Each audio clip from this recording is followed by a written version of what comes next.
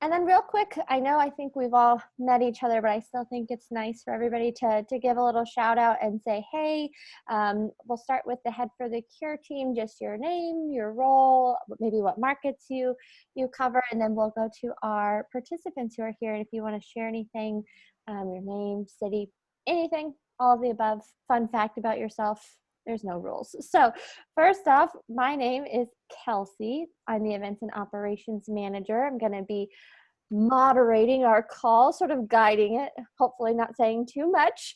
And I oversee all of our events. So I'm really excited to be here. Hi, Nydia. Hi. Laura. Hello, everyone.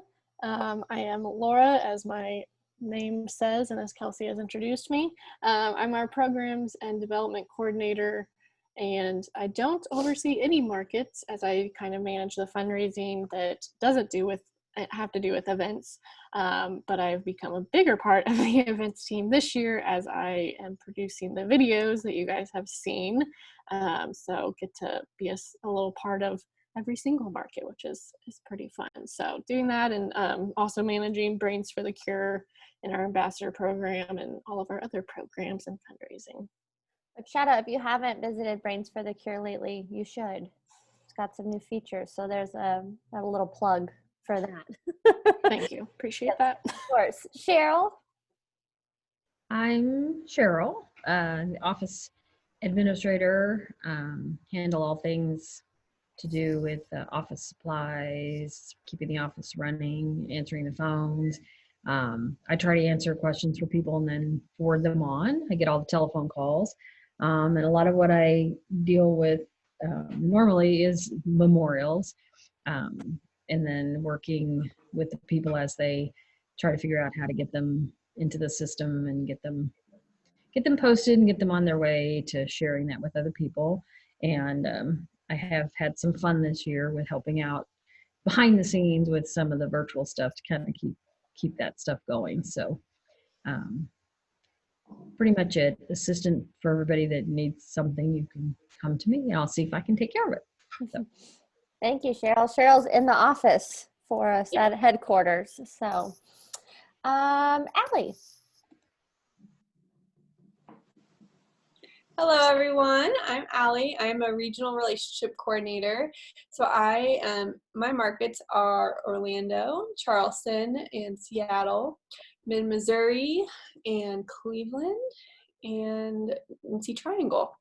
So this has been my first year to do all of them, and looking forward to starting out 2021 with Charleston and Orlando. Allie got the luxury of starting a new job right at the start of a pandemic. So yeah. Go from work from home and training from home. Thank you, Allie. Yep, thank you. Courtney?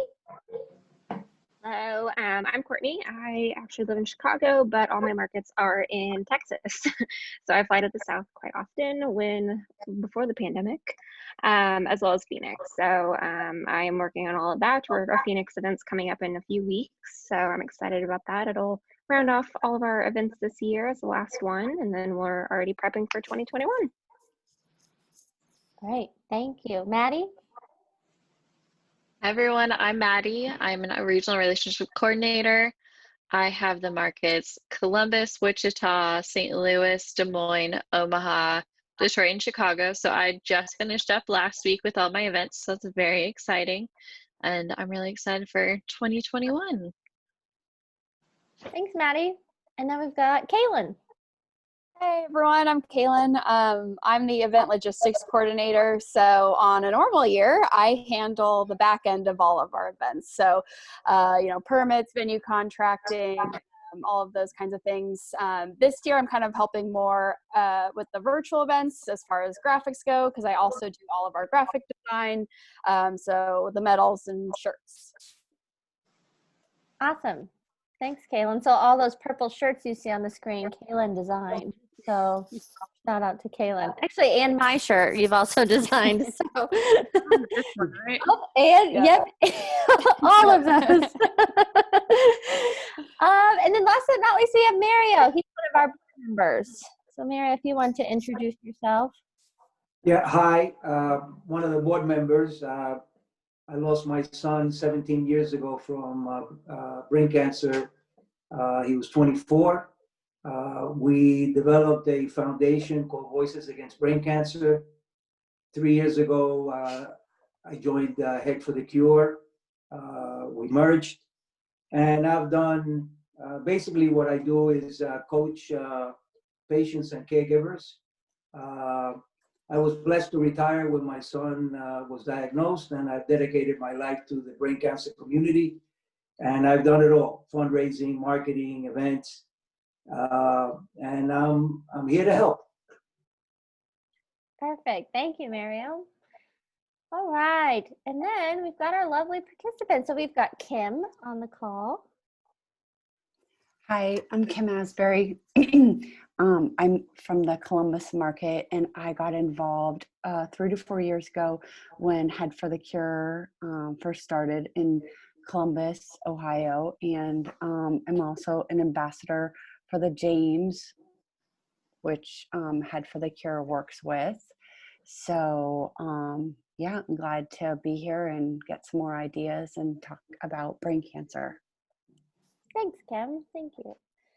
Christina. Unmute. Okay, I'm Christina Jamo, and I am in Michigan. And we just participated in the Detroit event a few weeks ago, and I got involved. Last year was our first walk with our mom, who had a brain tumor, and then she passed away in December. And so this was our second year, and a more involved year, even though it was virtual. So Thanks, Christina. Lisa. Hi, I'm Lisa. I am a survivor of brain tumor. I live in Kansas City. I do the Kansas City and St. Louis race because my family lives in St. Louis. I am an ambassador for Head for the Cure. So I write articles for Brain for the Cure. I kind of do whatever they really want me to. And yeah, that's about it. That is true. Thank you, Lisa. That is true. We've got Ginny. Hi, guys. So I'm also an ambassador in the Chicago area, and I also write on Brains for the Cure. I have a little blog on there called Jinglin's Journey, so check it out. I'm going to write another post for you, Laura. So soon. And then so I lived in the Chicago area. Just did our 5K, which I ended up being probably a big part of the video. I feel like it was like all me.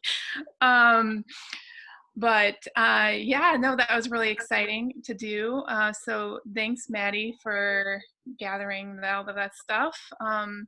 And yeah, I'm just excited for 2021 and of the stuff to come. Awesome. Yeah. Thank you, Jenny. Your walk was gorgeous where you were. The drone footage was amazing. Yeah. Just having that. We just stared at it the whole time. We're like, this is so pretty. Yeah. So my boyfriend is a photographer, as a lot of you guys know. And he just got that drone last year. And I'm like, you should bring the drone. Let's see what footage we can get. And so yeah, it was fun. I was able to find a preserve area near us that had a lot of clearing, so it wasn't really wooded. Because I was a little concerned about him flying the drone through woods. That would have been a little disastrous. He's still a little new at flying the drone, so it's harder than you would think. Turns out. Yeah. And then we have Nidia. We go and meet myself. Hi, I'm Nidia. I'm in the Salt Lake area, or Salt Lake City, and I'm with Utah Brain Tumor Alliance. And so, yeah, we partnered up with Head for the Cure this year for our first year, and so it was a completely new experience between being our first year with Head for the Cure and then our first year, obviously having to deal with all the virtual and just kind of navigate a lot of unknowns. So, but I think our event was back at the end of August, and yeah, so we had some good participation from a few teams, but yeah, it was a little difficult to get a ton of response, or but from the teams that we did get involvement from, they were very, I guess, yeah, they helped out as much as they could. So so yeah, I think it went pretty well, all things considered, and so yeah, well, hopefully we'll see how this next year turns out. Right. See how it goes as we Yeah. slowly creep towards 2021. Right? It seems slow and then fast at times, but that's just for me. So I don't know. Time is weird right now, but thank you, Nidia. All right. So I'm going to dive into some of our questions, and I'll ask this first one, and then I'll just kind of open it up to whoever wants to answer first, and take your time and say whatever you'd like. So our first question is, how did you communicate and promote the virtual 5K to your network? What did you find to be most successful? What challenge did you have getting others involved? And then maybe when did you actually start pushing, and sharing the event with others in your circle, for maybe your team members or any others in the Salt Lake City community, or just all around? So kind of a loaded question, lots of different layers, but whoever wants to answer first. I can start out, I guess. I think, would we start, probably a couple months before, well, partly just, yeah, I think as soon as we knew for sure it was going to be a virtual event, yeah, we did a combination of things between emails and Kelsey and I called everyone, and the team captains anyway. And gosh, I texted quite a few of them, and that's actually probably where I got responses from. Or at least where they actually took action, because I think when we talked to them on the phone, there were a lot of open-ended promises that they were going to do this or that, and I think most of those I had to follow up on with a text or another email or something. So I think that was probably the best way that I actually got responses. And as far as, I think, like my family, I mean, I don't know, my family was involved right from the beginning. I should say part of my family. My closest family that actually did the most, or were involved the most, probably pretty much from the beginning. As far as anybody else, probably those last couple of weeks, a month before, was just, really more the big push, because I think, yeah, they just kind of see it, and it's like, oh, it's, so far ahead, and not much, it's kind of like, oh, I'll get to it when I get to it. And so I think once it was like, oh, it's, it's a couple of weeks away, then they felt like they needed to do something about it. So. Right. Is that when you started seeing more participation and donations all coming in? Yeah. And we've always tended to be, we have without a doubt had at least 50% of our participation within the last month. I'd say like 75% is always the last month. And then like a big surge usually like the day of, or yeah, we get a ton of last minute people here. So so yeah, it wasn't unusual to see last minute people this year. Just makes us a little nervous. It does, I know, which was a little frustrating. Kim, I know you raised your hand, and then Christina. My biggest success was Facebook. What I tried to do is just share personal stories about my little sister who passed away in 2019. And because originally the date was going to be it was going to be in May in Columbus, and it was a week after her 1-year anniversary. So tying that all together and just seeing like a purpose and making it really personal. I didn't get as many participants, but I got a ton of donations from people that would read the story, and then I would attach the Head for the Cure link to it, and a couple of checks in the mail. So really doing that personal story, and you know, people that are on Facebook with me, they see I post pretty often about my little sister, but really tying it to what she went through, especially that last year. And then when I throw in statistics, I mean, even my husband is like, gosh, Kim, that's so grim. That's so, I mean, it's like a gut punch. And I was like, that's the real deal. So I think that too, when I always have people text me like, oh my God, I had no idea, like there's, you know, usually a 15-month survival rate. I had no idea that they've had 75 trials and 73 of them have failed. So that I always get a really big response too when I throw out stats, so people can really see like this is a vicious disease and there's hardly any research in this particular area.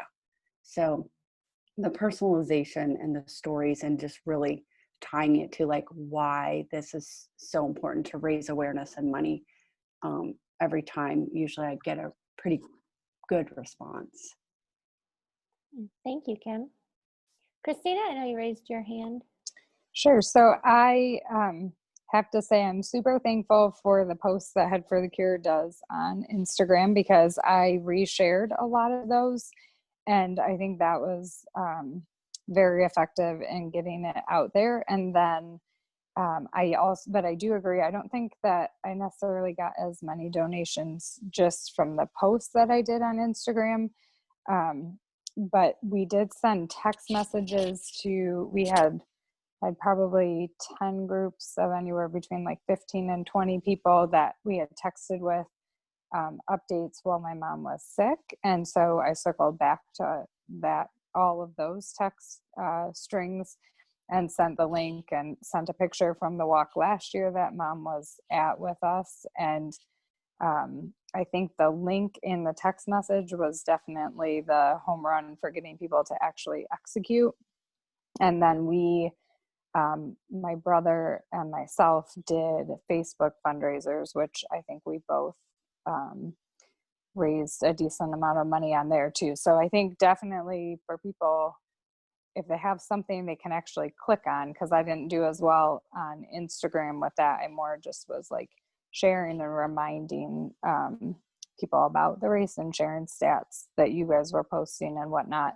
But I think having the link like right there for them to access was super effective. And what else was I thinking? I think that was kind of our, I was going to say, I wasn't organized enough this year to pull off like a lot leading up to it. I did have initial goals of kind of pinpointing a handful of close friends and family, and then asking them to fundraise like as a participant, then raise funds on their own towards the team.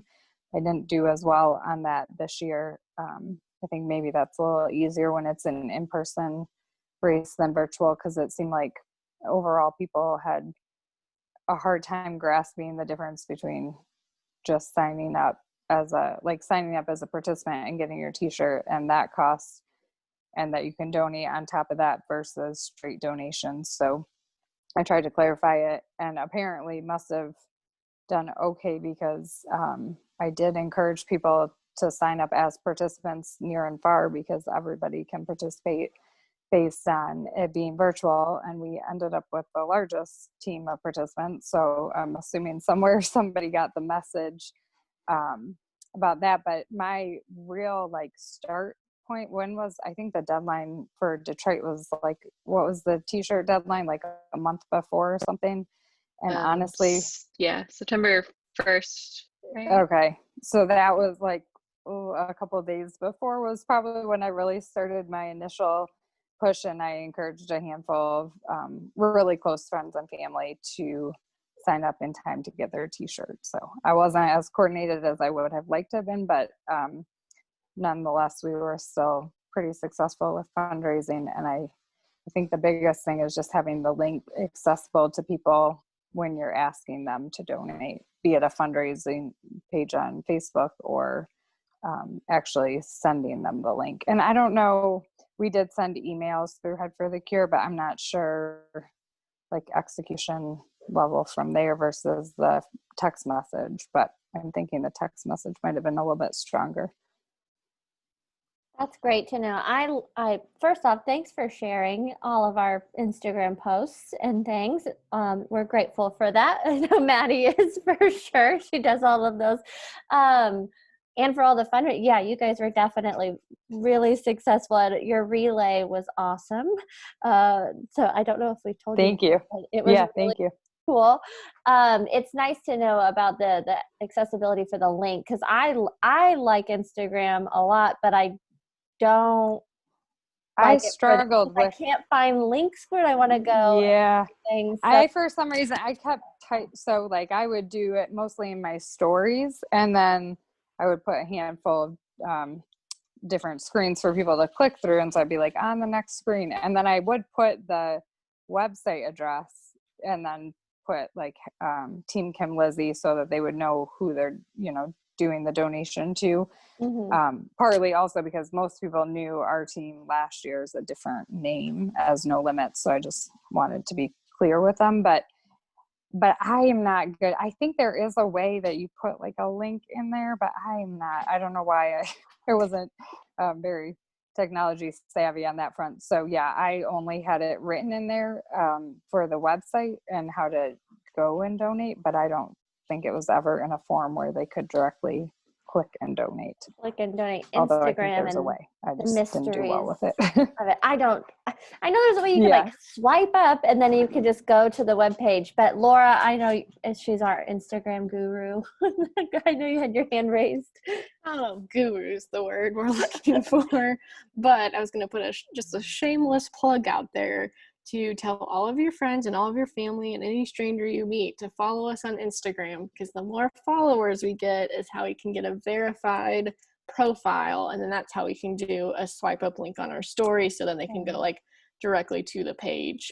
They do have a feature in it's only in stories that when you click the little button at the top to get like stickers that pop up, like different gifts and things like that, there is a donate sticker you can put in there and choose different charities, and we are listed on there, so you can do that way, and then they just click the button on there and donate. And since Instagram is owned by Facebook, it goes through Facebook's like processing, so it's getting a little better, but I agree, I wish there was just click the link like Facebook and Twitter was. So get people to follow us on Instagram. Yeah, that's good to know. I guess the last thing I would say too is this is kind of probably something everybody knows, but I think the more donations and team members you have, the more people get excited about being a part of it. It's like that following along mentality.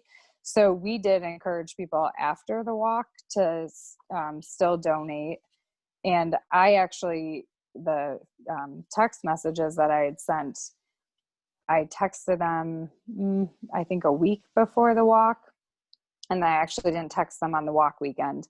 And I texted them the week after and sent the YouTube link and reminded people that they could continue to donate, or that they could even sign up until October 12th. And we got quite a few donations still following the actual race. So, and I did plug it on social media further. But I think once you're like, we've raised X amount of money, people are like, oh, that's awesome. Okay, now I want to be a part of it too. So I think once you can get those numbers up a little bit, people get excited about being part of the team.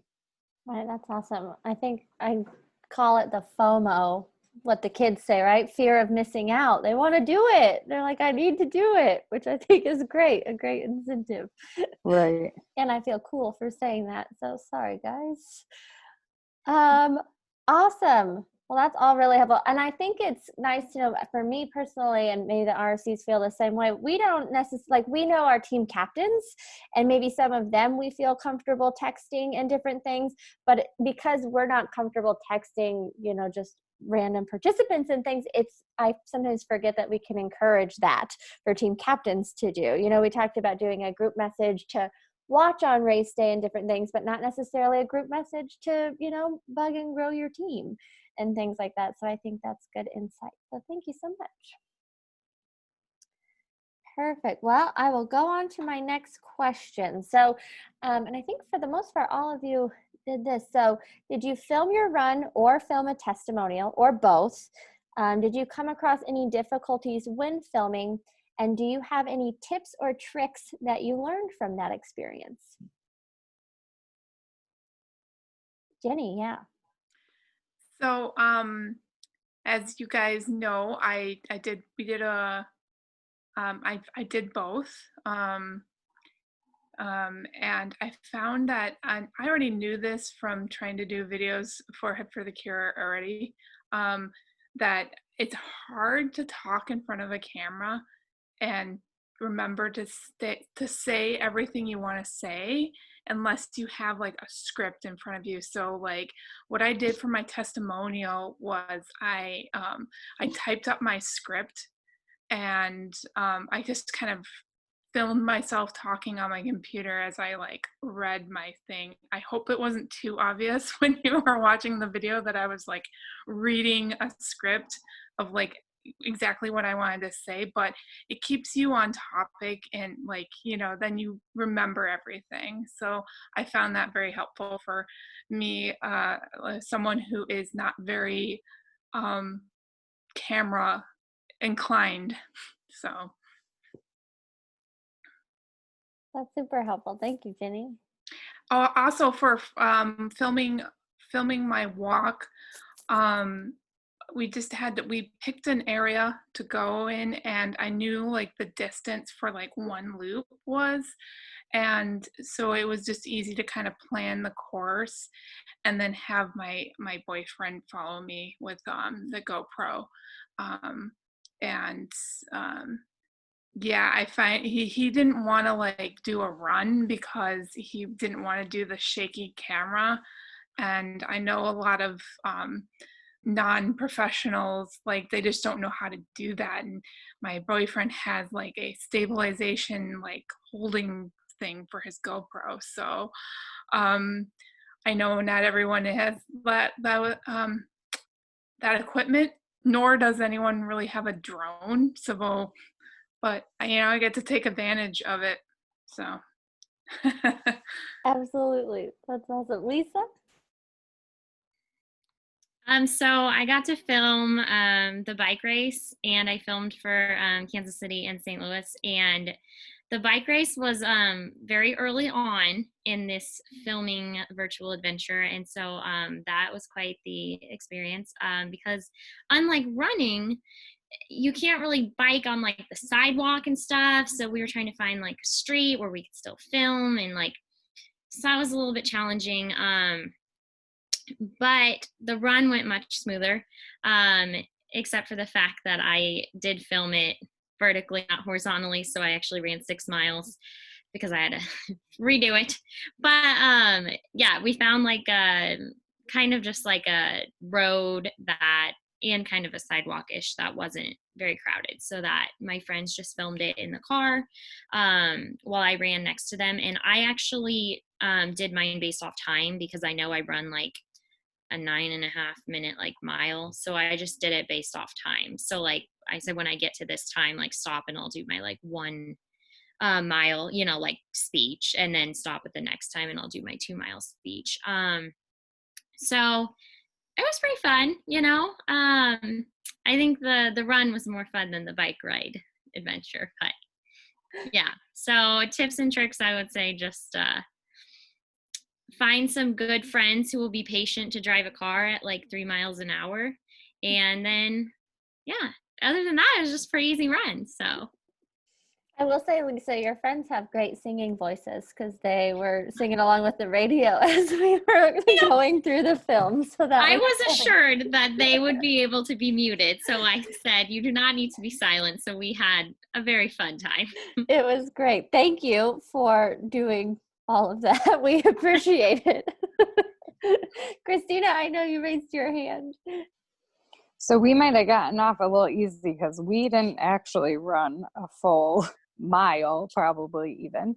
But we did do, for those who didn't see it, we were a big part of the Detroit video. And our team initially had the idea of doing bandanas for instead of like team shirts this year. So we did get those to a handful of people across the country that were going to participate with us ahead of time for the filming.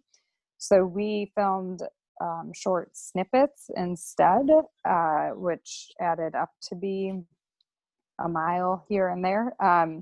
But so, yeah, it went pretty smoothly.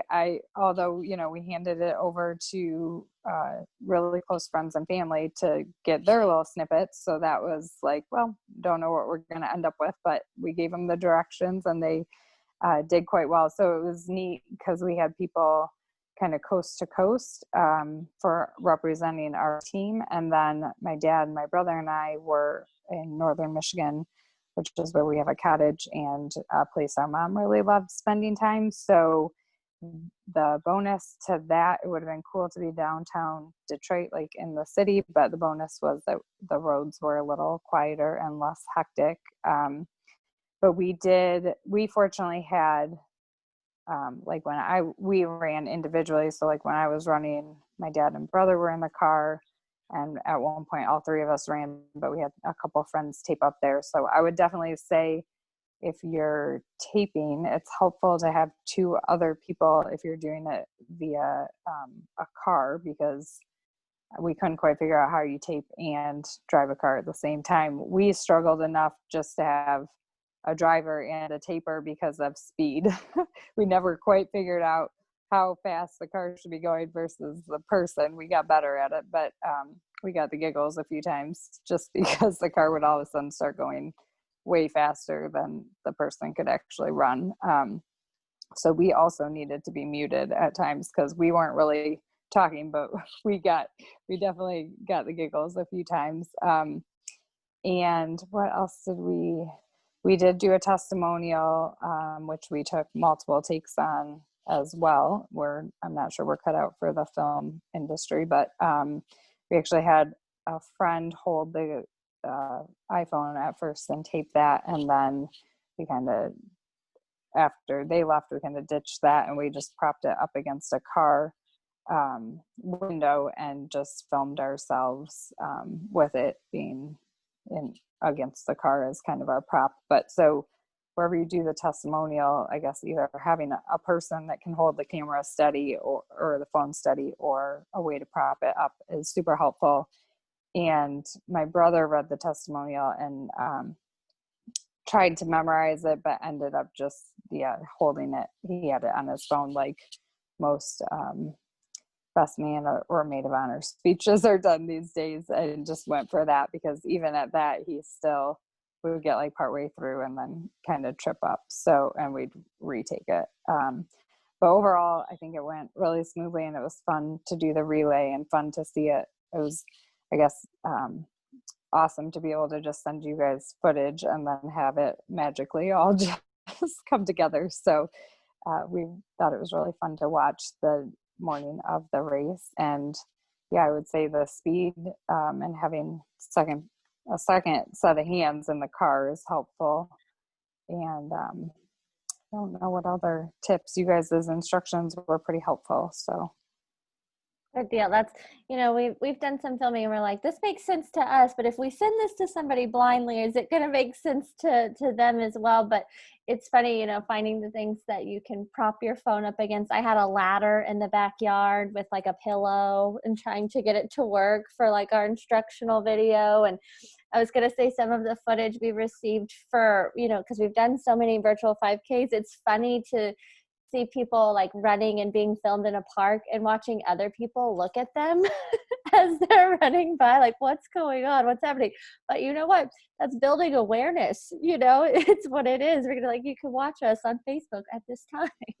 So, Right. Well, we literally, like, we had my Jeep Grand Cherokee, and my brother figured out that the window, like where the window on the passenger seat goes up, there's enough of a lip on that to prop our dad's iPhone 11 in there, which, like, my iPhone has one of the little pieces on the back, whatever those are called, that pops out, and so you can kind of prop it up, but our dad's doesn't. And I was like, I hope the iPhone does not just fall crashing a few feet to the ground, but it stayed tucked in there just perfectly to get a non-moving testimonial. So yeah, it is pretty funny the things you do for film. This works out. Jenny, I know you raised your hand. Yeah, I was actually going to say this actually kind of applies to the previous question too. But when I was telling people, oh, hey, I'm doing this virtual 5K, it's happening tomorrow, and I'm a featured participant, or it's happening on Sunday, and people are like, oh, good luck. And I'm like, yeah, well, I'm not doing it on Sunday. You guys like tune in on Sunday to see what I previously recorded. It really is what's confusing to people. So I think the video that you guys did with the what is a virtual 5K, I think that was very helpful. But it's not something that when you're just talking to someone, you say, oh, hey, look at this video, or, you have to explain it to people. So it was definitely interesting. Right. I feel like we're all learning a lot about virtual and like Zooming and different things. And so that's something that 2020 has brought us. We'll see how, if this continues into 2021, if people are like, maybe they just get it now. Who knows? But yeah, one of the people that I told that I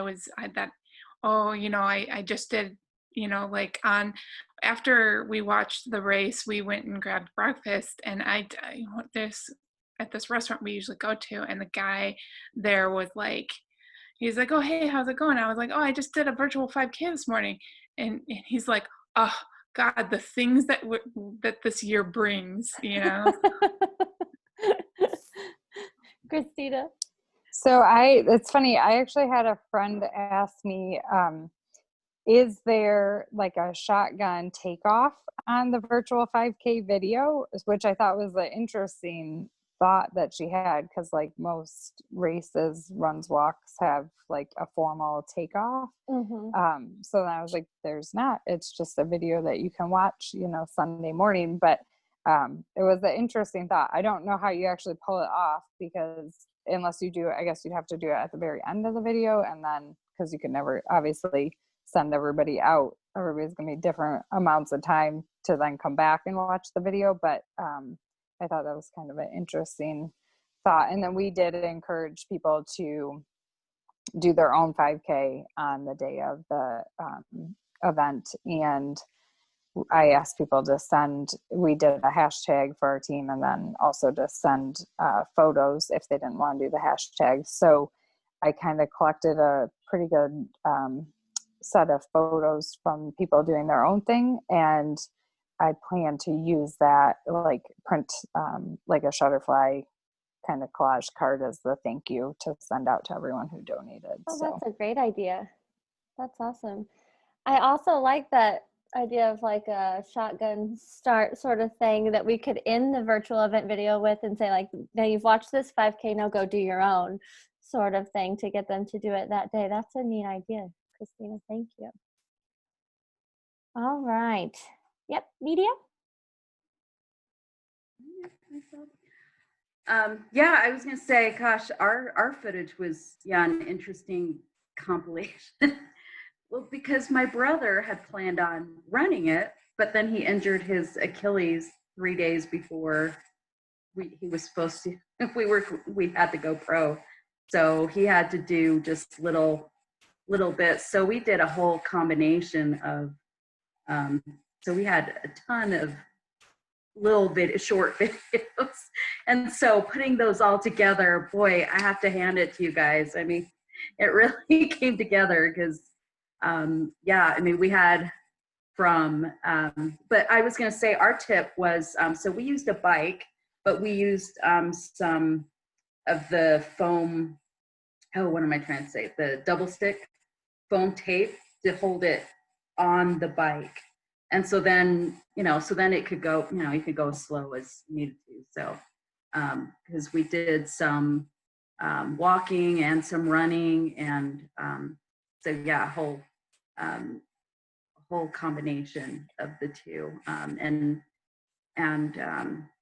we incorporated, yeah, all our family, so kind of in different groups of us, helping to either cheer on the sides or with the filming, and yeah, trading off again. So it made it really fun, and I think it probably made them as excited for the event, just as having it in person, just because I think it was nice to be able to work together to put it together. So, and we did. I did a longer testimonial, but we had short little snippets, again, of testimonials, them just saying, of the grandkids, my daughter and my niece and nephews, each kind of saying that they were running for grandma, and that kind of thing. So, so yeah, and that was just us. And I'd say, yeah, the few other teams that we put together too, we had a little obstacle course of, yeah, some younger kids that were thrown in. And I think, yeah, the other two teams that did some running in there, they all had, yeah, it was a combination of all sorts of things. So it made it really interesting, I guess, that day, that it wasn't just the running, that there was a lot of different things to watch. So anyway, that was my tip with the bike, and yeah, using some of that tape, because then it really helped make it secure. And well, because we were doing a pathway where it was or a jogging trail, which made it nice and beautiful. And but yeah, we didn't have the car going through there, so I wondered how you got it on the bike. I didn't know somebody was riding backwards or what was. I didn't ask. I was like, you got it. It looks great. And what's good about Salt Lake City is a great example of, there was no like right or wrong way to film, because there was one group, a couple guys from a team who they didn't have anybody to film, so they sat their phone on the curb, you could tell, and then they ran by and they just filmed it that way. And I had to say I was really jealous, because it was a great view of the mountains. I was like, I wish they would have ran just a little longer there so we could see the mountains, but they makeshifted it and made it work. So it was great. They got creative. Well, it's funny too, because I accidentally did we did a combination of filming from my phone and the GoPro, and I accidentally hit the, oh gosh, I forget which setting it is, but which one is it? Because it's not the time lapse. Yeah, the time lapse. I'm like, I can't think of the name of it. But, so, it just added another, like, another little interest in, it was cool. Things, and just, it made it look like we did it on purpose, but it was an accident. Put in, So no one will know. No one will. It was a lot of fun. It was a lot of fun. So, and I think the other teams that participated in the filming, they were really glad that they did it, and I think it helped their teams get excited about being involved, and probably like who was it that was saying? I think it was Christina. Yeah, just Christina that was saying, just with sharing with other friends and family and people, just saying that to watch them doing it. So, Mm-hmm. so Anyway, that was Thank you. intense. I think I've got time for one or two more questions. So for this one, was there anything you wish that could have been added to the virtual event, either before, during, or after? Anything that you would, recommend doing differently, or anything that Head for the Cure can do to make it easier? Again, a loaded question, and feel free to be perfectly honest with us.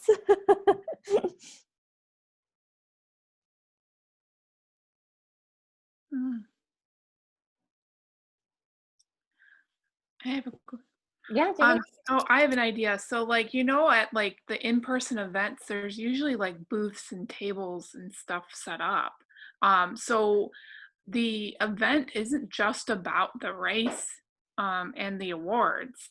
It's also, you're walking around and interacting and you're getting free goodies and stuff like that. Which I mean, I'm hoping that we can have in-person events in 2021 because I'm like, I'm aching to get out of the house. But something that could, or something that we could do for the virtual ones to kind of get that aspect of the race day. Maybe some of the beneficiaries or the or some sponsors can do some like fun games or something, like, or do some entertaining videos, like maybe like little like Vine videos, or something entertaining, than just people running and Right, talking. something a little more fun. Mhm. Yeah, no, I like that. That's a great idea. Christina? And then So actually, somebody did, who was that? One team in Detroit actually did set up, I think were they on Belle Isle where we normally do the race, and they set up a table. Was that Detroit? Or is that another one I was watching? I think so, yeah. And they like actually set up a table of like snacks and all sorts of stuff and made it look like a real race day, which was super cute. And then you guys didn't get it because it was obviously after the race was over, but our aunt and uncle in New York that ran in the video with it, like did taped a clip. They just for fun, like put each other's medal on each other and did a little video clip of that and sent it to us. It was super cute. And they like said their husband and wife, and they just like said each other's official name and made it seem super formalized. So those are really fun ideas. And the only other thing I was gonna say related to filming tips, I think you guys did great putting your instructions together, and like I said, it obviously worked because I sent it to friends and family that followed along well with it. We found that if you're in a car, sitting in the back seat is more helpful because the mirrors really get in the way in the front seat. Not during all of it, but if you get just in the right position with the runner walker. So that was a tip I had forgotten to mention. Perfect. Thank you. Also, I loved that video idea of your aunt and uncle. And if you want to share it with us, I'll just so send that those we to you can guys. see It's really it. yeah. Well, they're just kind of a hoot anyway, but yeah, it is really cute. I'll send it to you guys. Thank you. Kim? I don't know like how you could connect this, but one thing that we did that was super fun and raised a lot of awareness was adding that virtual concert. So thinking about the race, like usually there's a DJ there that's like playing like music and you're like running to it. And so I wish that I would have had more time to do some more virtual concerts because I got such a big response from that. But by the time I did that then it was like end of July, August, school was starting and I just ran out of time. But in the meantime, like I'm thinking about like 3 or 4 bands that I know through either my husband's band or just from college or high school. So I'm like, that would be awesome too. If like, as people were running, like different local bands were playing.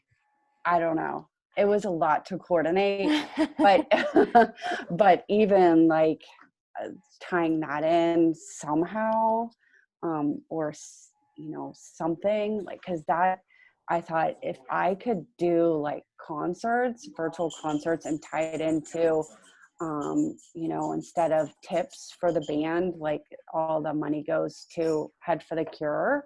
Of course, they have to agree to that. And a couple of the bands that I talked to, but I wasn't able to set up, and we're like, yeah, we could do that. I think that was like super fun and just kind of a different spin on fundraising, especially like you got to be really creative during COVID. Yeah, Kim, internally we love it. We talk about it all the time. How cool that was that you guys did that. And as we, you know, kept going through our event season and getting better and different things, we did have a couple events where we had a local band play their music, like San Antonio. They have a band that they submitted videos of them. And so we had their music playing throughout, and then they popped up on the screen every so often. So that's definitely, it would be so fun to have one, but it's definitely, if we could do more, have that happen again, it'd just be really cool and make it really like specific to that city, because those bands are from there. So that's awesome. Yeah, and unfortunately, you guys, I do have to go. I had conferences last night, and tomorrow I have like a really early IEP meeting. So I do have to hit the road, but well, thank you for joining us. We appreciate it. And I saw your dog. I meant oh my to gosh, say hi to your puppy. She's actually 4, but she's a lover. She just wants me to hold her all day. She is adorable. Well, thank you so much, and good luck with your early morning meeting. Thank you. Bye. Thank you, Kim. Bye. Bye. Nia, did you have your hand raised? Yeah, I had a few things to share. One, we did, we had a drawing, but I had more that I had wanted to do to incorporate, but just, it was enough just putting efforts into that. And what was really great was, I mean, we got a lot of prizes. I feel like we probably got more than we've gotten in person. So I think it made everybody really excited. I heard a lot of great feedback from people. Yeah, they were really excited to get, you know, because I think that's something that we've always had as part of our event. And so that, yeah, just kind of made it more complete. Well, especially just because then they had some additional goods besides the t-shirt to feel like, I don't know, they won something else and, you know, got a little bit more out of it. Oh dang, what else? Right, and yeah, we had our local artists too. Zev, who Matt, Zev's his performing name or whatever, but yeah, it was really great to have them do. His niece is the one with the brain tumor, and so yeah, he had actually reached out to me before, wanting to do like a performance and stuff at a live, you know, if we would have had it in person. But it was really great to have, they put together a lot of different mixes and versions of a song that, yeah, we had playing throughout, and made it really fun and upbeat. And so gosh, I know, I'm sure he would be, you know, for whatever, if I think in the future, if we weren't able to get some local artists or whatever, I know that he would be more than happy to contribute, you know. I know. I've already asked him. He's good if we use it. I have. Yeah, it's so great. It's just so generous that way.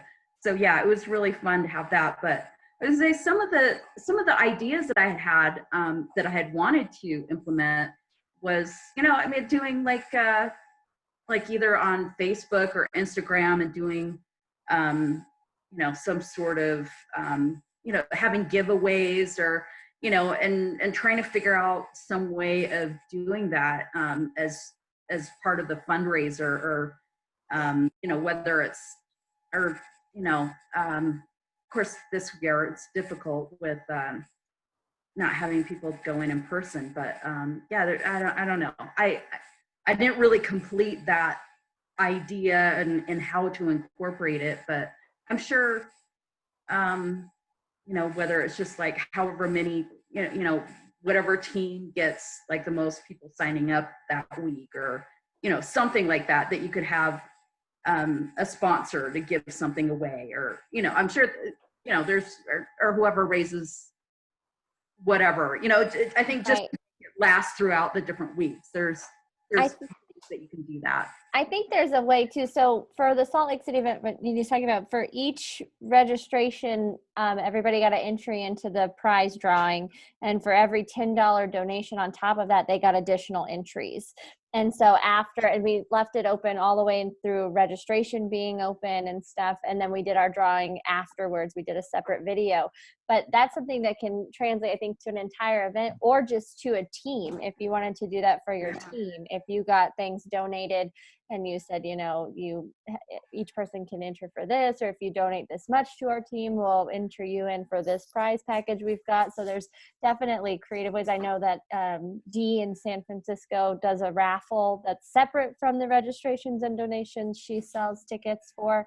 So there's a lot of cool ways to be able to kind of twist that to make it work for whatever situation you have. Yeah.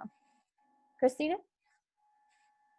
We actually did with our bandanas, set like the number 100. So if you donated 100 or more, you got a bandana. Awesome. So we ordered a larger amount of bandanas, and I think we'll probably make a new, keep with the bandana theme, but make a new one every year.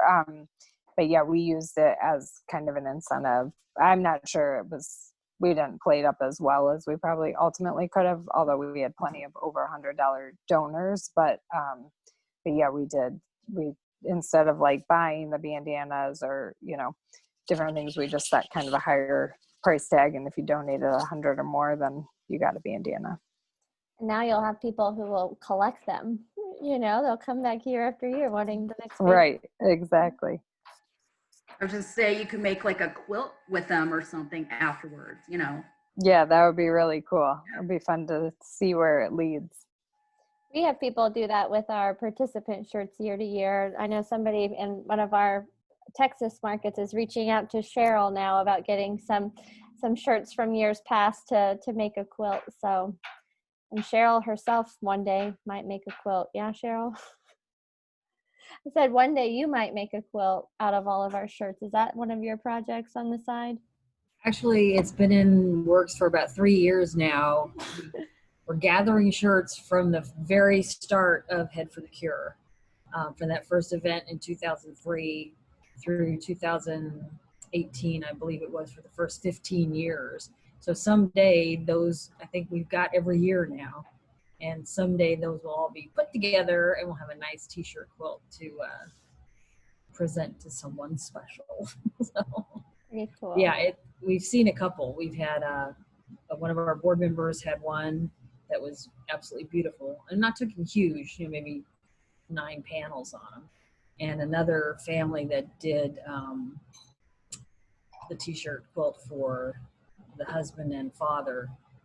They were able to present to him before he passed away, and it was pretty cool too. So maybe we have, and then Omaha, actually, one of the participants one of our survivors had some quilts made, and she raffled those off, and they didn't incorporate t-shirts, but they incorporated all the Head for the Cure logo design. So a lot of options with quilting or something like that with the t-shirts. Yeah, that's awesome. Speaking of t-shirts, I feel like how we'll end our call today is sharing a sneak peek of our 2021 shirt, which I know you've all been waiting for anxiously. So Kaylin, I'm going to let you share your screen, and then you can do the big reveal, if that works. I know we're a few minutes over, but it's worth it.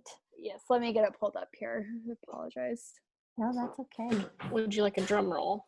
I could do it. We could all do it. I'm still in awe of your transition there, Kelsey. I find a way, don't I? Good.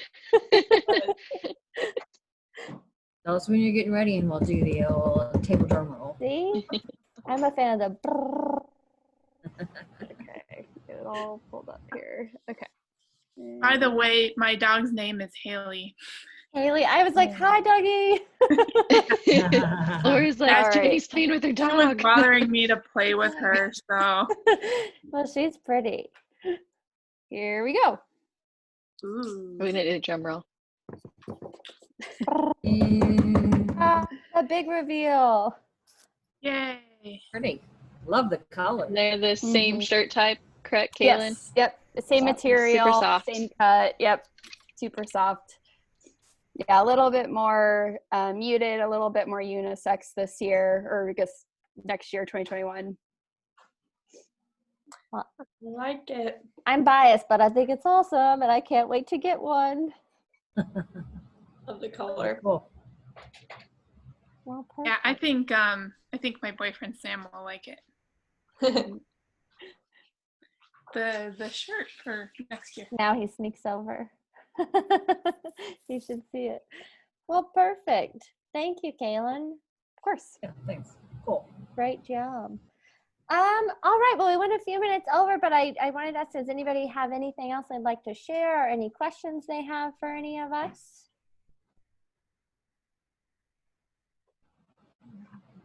Perfect. Well, I hear the dinner bell at my house, so that's my call, my cue to go. But I want to thank you all again so much for joining us this evening and taking time out of your schedules. And, you know, sometimes it's just another online, you know, Zoom meeting that you do, but we appreciate it so much, and all the tips and insider tricks and feedback that you shared.